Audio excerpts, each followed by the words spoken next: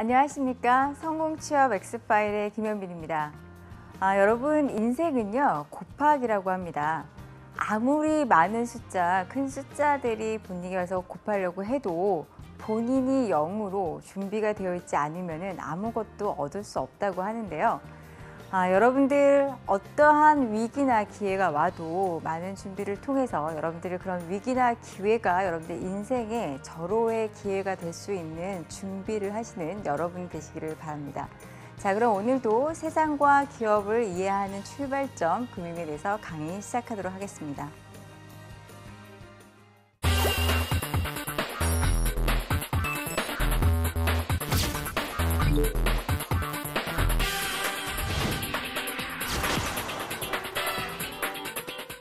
자, 그럼 오늘 세상과 기업을 이해하는 출발점 금융 강의 시작하겠는데요. 그럼 이제 목차를 한번 살펴보도록 하시죠. 자, 오늘도 여러분들의 기본 경제 상식을 튼튼하게 응용 문제를 풀므로써 깊게 만들어주는 금융 관련 뉴스를 한번 살펴보면서 금융의 동향에 대해서 알아보도록 하고요. 오늘은 금융기관 중에 보험사와 보험회사, 그다음에 그 보험사의 주요 직무에 대해서 한번 알아보는 시간을 갖도록 하겠습니다. 자, 그다음에 시사용어로 오늘 강의 준비했는데요. 자, 그럼 세상을 이해하기 위한 금융기사 한번 먼저 분석해 보도록 하겠습니다.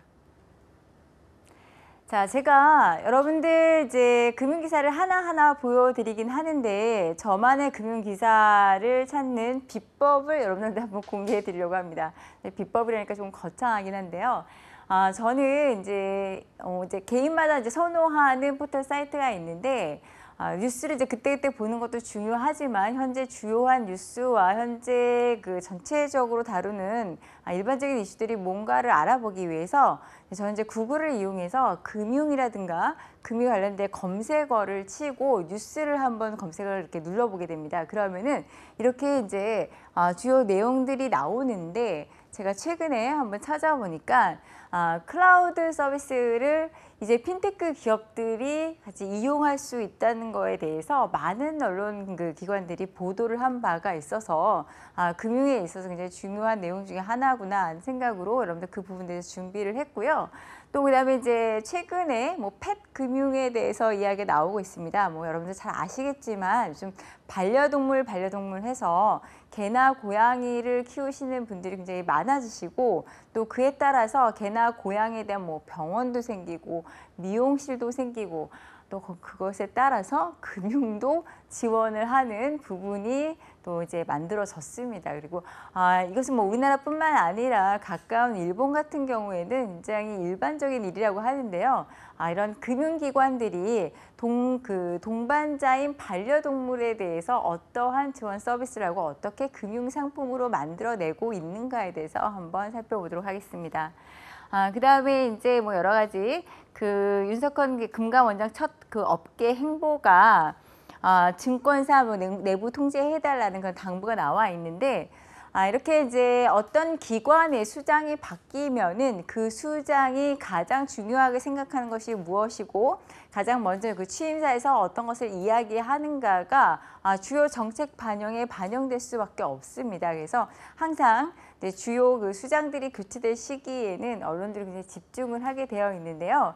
얼마 전에 이제 금융감독원장이 취임을 했었죠. 그래서 그 금융감독원장이 생각하는 바와 어떠한 방향으로 금융감독원을 운영해 나갈 것인가에 대한 이야기가 나와 있습니다. 여러분도 한번 살펴보시고요. 여러분들 금융감독기관인 이제 이런 금융감독원은 금융에서 굉장히 중요한 인프라의 한 축을 담당을 하고 있습니다. 그래서 금융은 돈을 다루는 중요한 것이기 때문에 여러분들 소비자를 보호하기 위한 여러 가지 제도적 기반도 마련돼 있고 건전하게 금융시장이 돌무로 해서 경제가 활성화될 수 있도록 가장 기본적으로 작용을 해줘야 되는 부분이기 때문에 금융감독원에 있어서 여러 가지 기사 한번 살펴보셨으면 좋겠습니다. 자, 첫 번째 뉴스는요.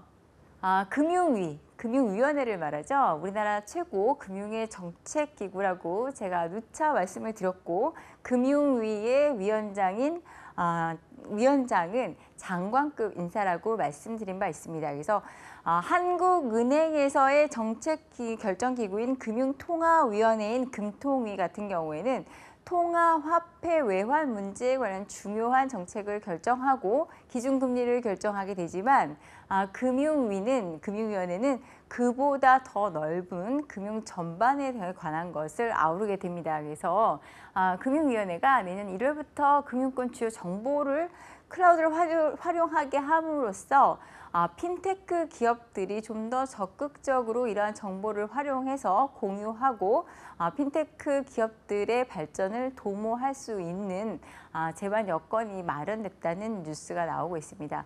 핀테크 여러분들 잘 아시겠지만 파이낸스와 테크놀로지의 그 합성어인데요.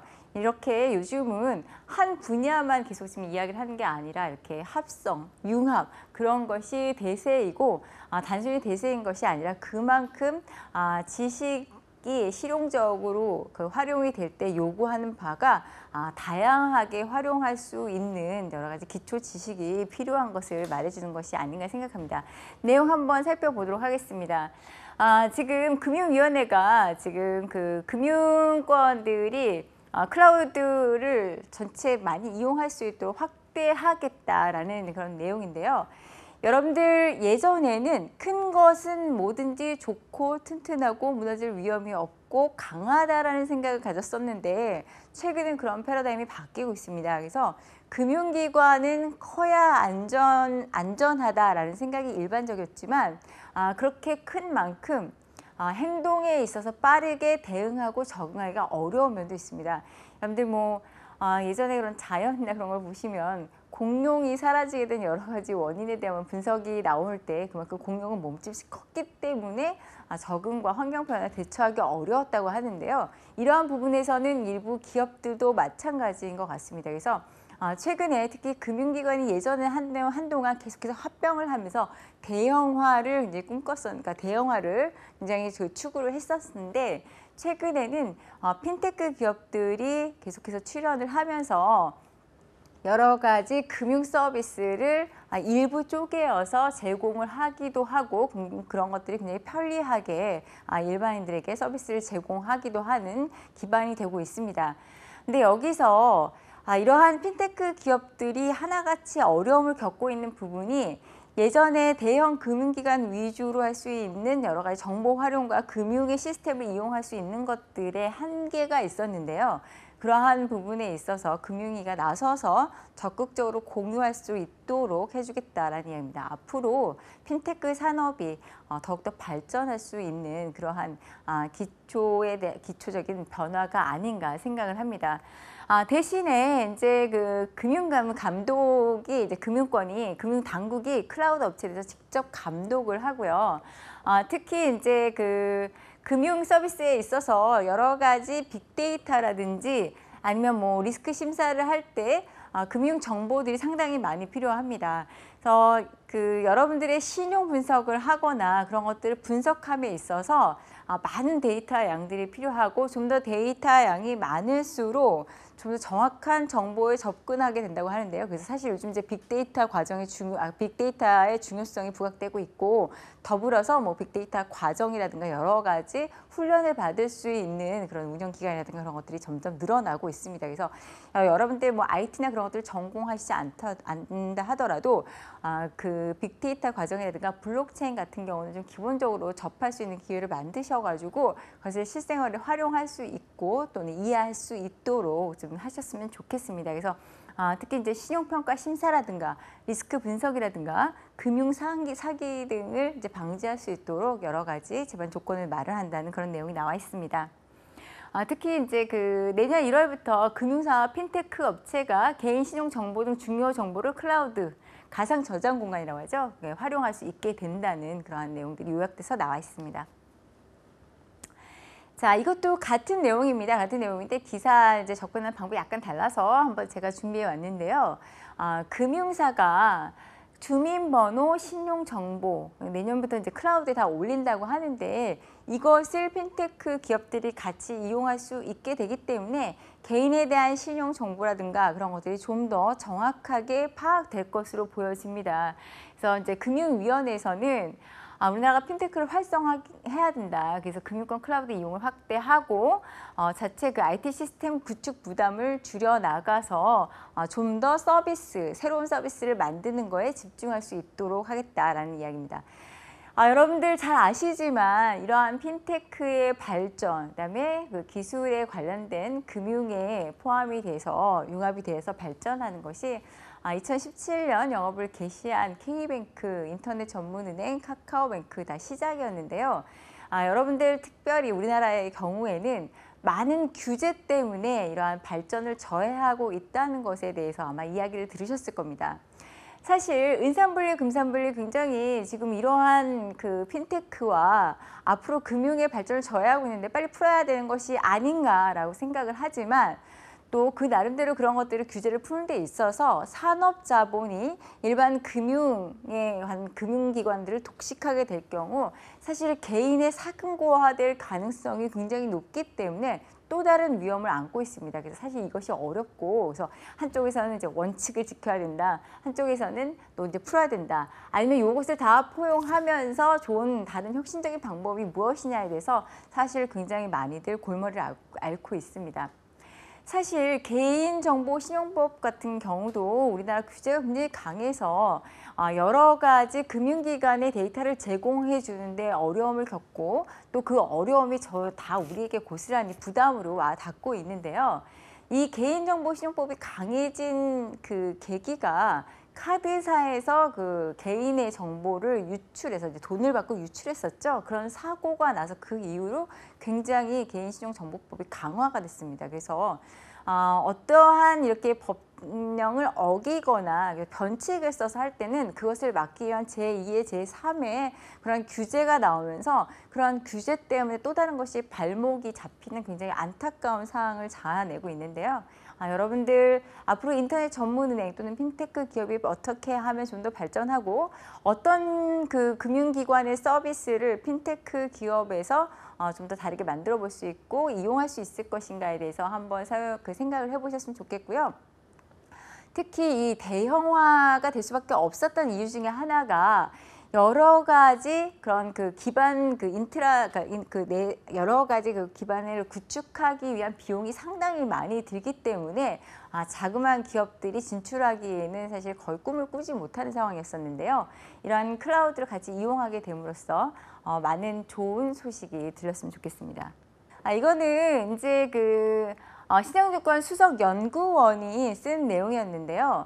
여러분들 그 미국과 지금 중국의 무역 전쟁으로 고래 싸움에 새우등 터진다고 일반 다른 국가들이 굉장히 이것 때문에 어려움을 겪고 있고 또 다른 신용 위기로 연결될 것이다, 그 금융 위기로 연결될 것이다 하는 그런 많은 우려를 낳고 있습니다. 특히 미국과 중국에 있어서의 무역의 많은 양을 의존하고 있는 우리나라로서는 굉장히 어려운 소식 중에 하나인데요. 이분의 이야기는 기축통화국인 미국의 보호무역주의는 반칙이다. 그러한 이야기가 나와 있습니다. 이게 무슨 이야기냐면 지금 사실 미국이 이제 이 트럼프 행정부가 강력하게 다른 나라들에 대해서 이런 여러 가지 보호무역주의를 펼치고 제재를 강화하고 있는 것은 미국의 지금 그러니까 적자 때문에 이러한 것들이 이제 좀 더 강화되고 있는데요. 여러분들 잘 아시다시피 미국의 달러는 세계의 공통화폐로 이용되고 있는 기축통화입니다. 그래서 이 기축통화만 해도 관련된 이야기를 할 것이 상당히 금융 분야에서 그 비중이 큽니다. 내용들이 굉장히 많고요. 기축통화에 관련된 그런 책들도 많이 나와서 여러분들 그 금융 쪽에 있어서 굉장히 유명한 저서 중에 하나인 그 중국의 투자은행 출신인 그러니까 이제 미국에서 투자은행에서 있었던 숭홍빈이 쓴 화폐 전쟁 같은 경우 이제 읽어보면은 결국은 미국이 기축통화국을 누리는 여러 가지 혜택을 보면서 중국도 기축통화국이 돼야 된다는 것을 강력하게 시사를 하고 있습니다. 그래서 기축통화국이 이렇게 많은 것들을 누리고 있는 데는 사실 이제 돈을 다른 나라에 계속해서 뿌리고 하는 부분이 있어서 어떻게 보면은 무역 적자는 당연한 것인데 기축통화국의 이익은 다 누리면서 또 그런 그 적자는 보지 않으려고 해서 이러한 그 보호무역주의를 펼치는 것은 굉장히 반칙이고 말이 안 되는 이야기다 해서 내용이 나와 있습니다. 자, 여기 한번 내용을 기축통화에 관한 걸 조금 더 살펴보면요. 이 기축통화가 중요한 이유는 여러분들 잘 아시겠지만 외환 시장에 있어서 아주 굉장히 밀접하게 연관되어 있기 때문입니다. 여러분들 아시다시피 우리나라가 이전에 그 1997년 IMF 금융 위기를 겪으면서 외환 보유고에 대한 굉장히 그 준비, 위기 대응 능력이 좀 강화가 됐고 기업들이 외환을 어느 정도 보유해야 한다는 생각이 굉장히 강해지고 있습니다. 사실 어떻게 보면은 그때는 나라가 거의 다 망할 것으로 생각을 했었지만 그 위기를 통해서 우리가 무엇을 준비를 해야 되겠구나 하는 값비싼 수업료를 치른 사건이 아닌가 싶은데요. 기축통화국 이제 내용을 한번 보면은 기축통화라는 것은 국가 간 상거래 자본 시장 등에서 이제 널리 쓰이는 이제 그 통화를 이야기해서 제1의 기축통화는 무소부위의 그 달러, 완전 달러, 미국 달러입니다. 근데 이 기축통화를 가진 나라는 굉장히 많은 프리미엄을 누리고 일단 기축통화국이라는 곳은 외환 위기를 겪을 수 없다고 나와 있습니다. 여러분 아시지만 미 연방준비제도가 그때 어려울 때 그 양적 완화 정책을 쓰면서 계속해서 달러를 많이 발행해 냈습니다. 그래서 우리나라처럼 달러가 없어서 겪게 되는 외환 보유고의 그러한 심각한 문제라든가 그런 것들을 미국은 전혀 겪을 수가 없는 그러한 혜택을 누리고 있다라는 내용들이 나와 있는데요.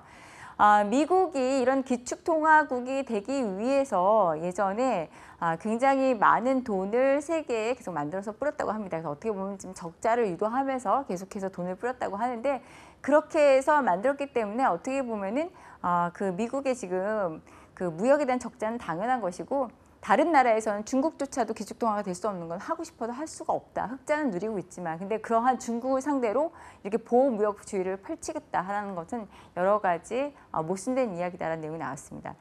여러분들 그 외환에 관련해서는요, 무역금융 관련된 부분도 있고 외환 관련된 부분도 있고 또 기업들이 달러를 사들여 가지고 계속해서 거래를 하고 있는 이제 딜러들과 연관도 되어 있고 해서 많은 부분이 금융권의 주요 직무로 지금 그 업무를 진행을 하고 있는데요. 한번 내용 살펴보셨으면 좋겠습니다.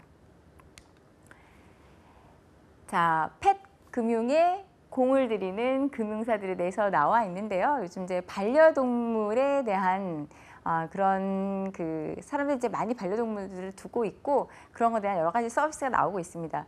제가 전번에 영어 무슨 방송을 듣다 보니까 그 반려동물을 영어로 컴패니언 애니멀이라고 해가지고 동반자인 동물이다 해서 우리나라와 거의 같은 의미로 쓰이는 것을 볼 수 있었는데요. 그만큼 그 동물과 좀 더 가족과 같이 친숙하게 지내는 거는 우리나라뿐만 아니라 지금 해외에서도 가장 비슷한 그런 그 기조가 아닌가 생각을 합니다. 여러분들 잘 아시겠지만 서양 같은 경우에는 강아지, 고양이 해가지고 호텔부터 시작해서 서비스가 굉장히 많이 다양화되어 있고 그것에 대한 여러 가지 금융 지원도 있고 여러 가지가 있습니다. 그래서 우리나라도 그런 부분에 있어서 좀 더 앞으로 이제 동반자, 그러니까 그 반려동물에 대한 그 산업이 점점 발전함에 따라서 금융기관들도 그것을 많이 지원하고 서포트하고 관련 금융상품을 만들 것 같은데요. 여러분들도 한번 함께 생각을 해보셨으면 좋겠습니다. 그래서 자, 금융회사들이 펫금융에 공들이는 것은 관련 시장이 확대되면서 새 수익처가 될 것으로 보기 때문이라고 했는데요. 자, 이렇기 때문에 여러분들 금융 쪽에 지원을 하는 분들이라면 당연하게 산업이라든가 다른 변화를 이해하고 있고 예측해야만이 새로운 수익처를 만들기 위해서 어떠한 본인의 직무를 연결시킬 수 있고요. 또 다른 산업에 지원하시는 분들이라 하더라도 돈이 어떤 쪽으로 지원되는 것을 보면은 이쪽 산업 분야가 발전하고 있구나라는 것을 이해하면서 다른 산업과의 연관성이라든가 본인의 직무를 좀 더 발전시키기 위한 정보 활용 능력으로 이용을 할 수 있습니다. 한번 생각해 보셨으면 좋겠고요. 자, 그럼 주요 금융회사의 폐금융 어떻게 이용되나 보면은 뭐 신한은행 같은 경우에는 반려동물을 키우면 최대 연 2%의 금리를 주는 위드펫 적금도 있고요. 롯데손해보험 같은 경우에는 반려동물 진료비, 장례비 등을 이제 지급하는 펫보험이 있다고 합니다. 보니까 그 반려동물 관련해서는 이런 보험 산업 쪽에서 많은 비중을 두고 있는 것 같습니다. 한번 살펴보셨으면 좋겠습니다. 자, 그럼 오늘 보험사에 대한 직무 잠깐 살펴보도록 하겠는데요. 자, 보험과 저축의 차이를 먼저 살펴보셨으면 좋겠습니다. 여러분들 저축은 어떤 금액을 만들기 위해서 일정 시간이 필요할 수밖에 없습니다. 하지만 보험 같은 경우는 한 번의 보험료를 내므로 해서 일정 금액을 보장받는 개념이라고 생각을 하셔야 되기 때문에 보험이라는 것은 리스크를 대비한 미래에 준비하는 것이고 저축은 현재 있는 것들을 해서 누적해서 돈을 만들어 나가는 개념이라고 보시면 되기 때문에 보험만 들어서도 안 되고 저축만 해서도 안 되고 적절하게 혼합해서 위험을 준비하시는 것이 필요합니다. 자, 보험회사는 크게 생명보험사와 그 다음에 손해보험사로 나눌 수 있는데요. 생명보험사는 라이프 인슈런스 컴퍼니라고 하고 손해보험사는 파이어 앤 마린 인슈런스 컴퍼니라고 해서 여러분들 잘 아시겠지만 삼성화재, 현대해상 이렇게 붙는 것들이 다 손해보험 회사고요. 삼성생명, 뭐 대한생명, 교보생명, 한화생명 그런 것들이 생명보험 회사인데 생명보험회사 같은 경우는 거의 정액보험으로 해서 지급액, 그러니까 보험금에 대해서 금액을 정해놓게 되어 있습니다. 그래서 보험료 같은 경우도 월정액이 좀 비싼 편이고 저축보험료라는 부분이 포함이 되기 때문에 보험료는 좀 비싸지만 나중에 받는 금액에 있어서는 어떤 큰 뭐 그런 논란 없이 이제 본인이 계약을 했던 금액을 받게 되는데 반해서 손해보험 같은 경우에는 손해에 관련된 부분을 나중에 따로 측정을 하게 됩니다. 그래서 사실은 손해보험사와 생명보험사의 업무에 있어서 이런 부분에 있어서 차이가 나게 되어 있습니다. 자, 우체국 보험도 있는데요. 우체국 보험은 공제로 취급하기 때문에 보험기관에는 들어가지는 않습니다. 자, 재보험사라는 것이 있는데요. 여러분 재보험사를 좀 생소하실 수 있는데요. 재보험사라는 것은 보험회사가 어떤 돈을 지불하는 데 있어서 한꺼번에 돈이 나가게 되는 경우가 있습니다. 그래서 보험사의 입장에서도 한꺼번에 보험금을 지급하게 됐을 때 이제 이러한 어려움을 겪게 되기 때문에 그 리스크를 분산시키기 위해서 재보험을 듭니다. 그래서 이것을 재보험사라고 하는데 이것은 손해보험에 속하고요. 우리나라는 이제 코리안이라고 굉장히 유명한 재보험사가 있습니다. 해외에도 이러한 유명한 재보험사가 있어서 우리나라의 그런 해상 관련 화재 보험사들은 다시 다 재보험을 들어있는데요. 이렇게 다시 재보험을 드는데 그 재보험을 들기 전에 재보험의 대상이 되는 것을 원수보험이라고 합니다. 그래서 이러한 용어, 뭐 재보험, 원수보험 이러한 용어들은 좀 기억을 하셨으면 좋겠고요. 자, 보험계리사 손해사정인이 사실 보험사에서 굉장히 중요한 직무 중에 하나입니다. 사실 손해사정인 같은 경우에는 아까 제가 말씀을 드렸지만 그 손해보험사에서 손실에 대한 부분을 사실 측정을 하게 되어 있는데요. 이런 것들을 이제 그 손해사정인이 하게 되고요. 손해사정인 같은 경우는 따로 손해사정인 관련 회사들이 있어서 보험사와 계약을 맺어가지고 사고가 났을 때 이것을 따로 측정을 하게 됩니다. 보험계리사라는 것은 그 사고나 질병 위험에 대한 것을 통계를 내서 그런 것들을 개인에게 얼마씩 보험료를 부담해서 얼마씩 보험금을 줄 수 있을 것인가에 대한 상품을 구성할 수 있는 통계치를 감독하고 계산하는 것이 보험계리사인데요. 그래서 보험계리사는 공식 관련 시험이 있습니다. 그리고 특히 상품 개발부에서는 이 보험계리사를 반드시 채용을 하게 되어 있습니다. 그래서 가장 중요한 직무 중에 하나라고 볼 수 있고요. 아까 말씀드린 생명보험사 같은 경우에는 저축이라는 부분이 있기 때문에 여러분들 그 자산을 관리하게 되어 있습니다. 그래서 보험사 같은 경우는 그 자산을 관리하기 위해서 채권에 투자를 하기도 하고요. 또는 건물을 많이 사들이기도 합니다. 그래서 보험사 같은 경우에는 채권 운용력이라든가 아니면 이제 자산 그 운용관리부에서 채권 운용력이라든가 부동산 투자를 하는 부동산 투자 전문가들이 그 업무를 하고 있습니다. 여러분들 보험을 가입하시면은 보험료, 그러니까 여러분들 매달 내시는 거고요. 보험금은 나중에 혜택을 받으시면서 타시게 되는 돈을 말하는데 이 보험료를 낼 때 사실은 이제 저축 같은 경우는 중간에 해지해도 원금은 돌려받는 경우가 대부분이지만 보험료라는 것은 일반 여러분들이 보험을 가입하면서 일정 금액을 보장받는 것이기 때문에 사실 중간에 해지하면은 여러분들이 손해를 보시는 경우가 많습니다. 그래서 보험에 대한 인식이 좀 나빠지기도 하고 그에 대한 불만이 많지만 사실 일부 사업비에 대한 지출이 먼저 일어나는 것이기 때문에 그러한 부분은 여러분들 이제 감안을 하셔야 되고요. 보험이 또 이러한 부분 때문에 가입을 선뜻 나서지 않다 보니까 보험사들은 영업 조직이 상당히 발달되어 있습니다. 그래서 특별히 영업 조직에 대한 관리 부분이라든가 그런 부분에 있어서 채용이 많이 이루어지고 있는 게 보험사니까요. 보험사 한번 직무 살펴보시면서 관심 있는 분들은 한번 내용 보셨으면 좋겠습니다. 자, 그러면은 여러분들의 좀 더 금융상식을 풍부하게 만든 시사용어 한번 살펴보도록 하겠습니다. 자, 첫 번째 시사용어는요. 산업위기 대응 특별지역입니다. 이게 무슨 말이냐 하면은 경제산업 분야 이제 특별재난지역을 말하는데요. 여러분들 얼마 전에 GM 그 자동차가 군산 공장을 폐쇄하면서 군산 지역에 있는 분들이 많은 어려움을 겪게 되고 전체적으로 군산이 경제가 침체됐다는 소식을 접하신 분들이 있을 거라고 생각합니다. 이렇듯이 한 도시가 어떠한 직종이나 어떠한 산업에 있어서 의존도가 크면은 그걸로 인한 발전도 있지만 사실 그 산업이 쇠퇴했을 때 가장 직격탄을 맞게 되는 경우가 있습니다. 그래서 이러한 위험을 갖고 있는 지역에 있어서 혜택을 주기 위한 여러 가지 그 지정을 함으로써 정부가 지원을 하게 되는 혜택들인데요. 군산을 제일 처음 먼저 이 그 산업위기 대응 특별지역으로 선정을 했고요. 특히 이제 군산이라든가 울산 동구, 그다음에 거제, 통영, 고성 한 지역입니다. 그래서 창원, 진해구, 그다음에 영남, 목포, 해남 등 5개 지역을 이 그 산업위기 대응 특별 지역으로 선정을 해서 금융 지원이라든가 여러 가지 세제 혜택이라든가 상권 활성화를 위해서 국가가 지원을 해주고 있다고 합니다. 자, 다음은 잡스법이라고 해서 여러분들 뭐 보시면 다 아시겠지만 그 잡스가 애플, 그러니까 스타트업 기업에 대한 이제 지원, 그것이 중요한 만큼 미국에서 이 잡스법을 통해서 많은 스타트업을 지원하기 위한 그런 혜택이라고 보시면 될 것 같습니다. 실제로 이 잡스법에 의거해서 미국의 많은 기업들이 혜택을 받고요. 앞으로도 우리나라도 좀 더 미국처럼 이렇게 그 스타트업들이 혜택을 많이 볼 수 있는 정부의 정책 지원이 있기를 저도 아주 강력히 바라고 있습니다.